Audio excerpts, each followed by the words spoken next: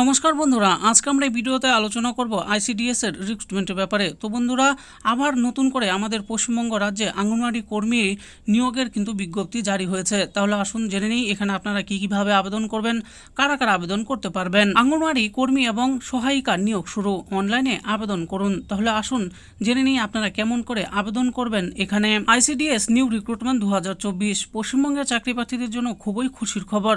আপনারা যারা আঙ্গনওয়াড়ি কর্মী এবং আঙ্গনওয়াড়ি সহায়িকা পদে অর্থাৎ আইসিডিএস এর চাকরি করার জন্য অধীর আগ্রহে বসে রয়েছেন, তাদের জন্য খুশির খবর। আগে থেকেই অনেকগুলি জেলাতে আঙ্গনওয়াড়ি কর্মী এবং আঙ্গনওয়াড়ি সহায়িকা পদে আবেদন নেওয়া শুরু হয়েছে। বর্তমানে আবারও নতুন জেলার ব্লকে ব্লকে আঙ্গনওয়াড়ি কর্মী এবং আঙ্গনওয়াড়ি সহায়িকা পদে নিয়োগ শুরু হয়েছে। কিভাবে আবেদন করবেন, মোট কতগুলি শূন্যপদ রয়েছে, কারা আবেদন করতে পারবে, যোগ্যতা কি রয়েছে, নোটিশ কিভাবে ডাউনলোড করবেন, বিস্তারিত আজকের এই ভিডিওতে আলোচনা করব। শূন্যপদের নাম কি বলা হয়েছে, আঙ্গনওয়াড়ি কর্মী এবং আঙ্গনওয়াড়ি সহায়িকা। মোট শূন্যপদ কতগুলো রয়েছে, 834টি। কোন ব্লকে কতগুলি শূন্যপদ রয়েছে, বিস্তারিত নোটিশ ডাউনলোড করে দেখে নিন। নোটিশ ডাউনলোড করার লিঙ্ক এই ভিডিওর নিচেই দেওয়া রয়েছে। শিক্ষাগত যোগ্যতার ব্যাপারে কি বলা হয়েছে, আঙ্গনওয়াড়ি কর্মী এবং সহায়িকা উভয় পদে আবেদন করার জন্য চাকরি প্রার্থীদের ন্যূনতম উচ্চ মাধ্যমিক পাস হতে হবে। বয়সের ব্যাপারে কি বলা হয়েছে, চাকরি প্রার্থীদের এই পদে আবেদন করার জন্য 18 থেকে 35 বছরের মধ্যে বয়স হতে হবে। সংরক্ষিত শ্রেণীর মহিলাদের বয়সে ছাড় দেওয়া হবে। আসুন এবার জেনে নেই আঙ্গনওয়াড়ি পদে কিভাবে নিয়োগ হয়। আঙ্গনওয়াড়ি পদে নিয়োগ লিখিত পরীক্ষা এবং মৌখিক পরীক্ষা এই দুইয়ের মাধ্যমেই হয়ে থাকে। প্রথমে 90 নম্বরে লিখিত পরীক্ষা হয়, তারপর 10 নম্বরের ইন্টারভিউ হয়।